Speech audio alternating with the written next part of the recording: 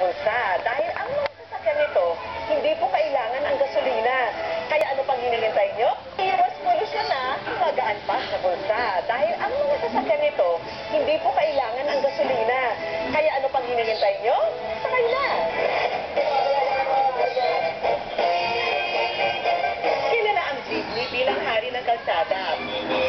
Pero sa sigang sasakyan, meron na raw kakamot. Tip!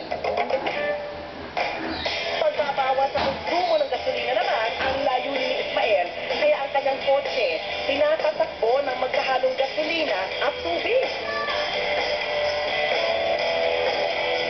Isa si Ismael sa mga unang nakapagpates ng sariling e-vehicle sa Department of Energy. Tubig lang ito na may konting halong chemical. Tapos sasama doon siya sa kumbasyon ng gasolina. Ang gagawin naman natin, yung gasolina, babawasan natin.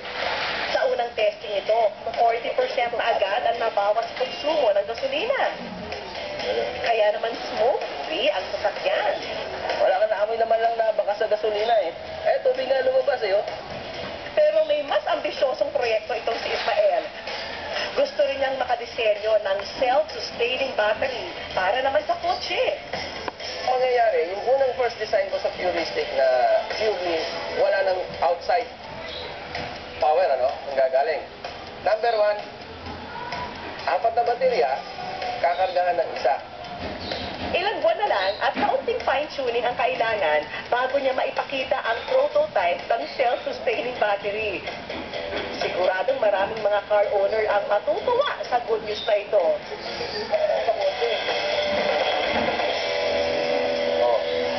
Sa galing at talino ng mga Pinoy, hindi nakakapagtakang lagi tayong nakakaisip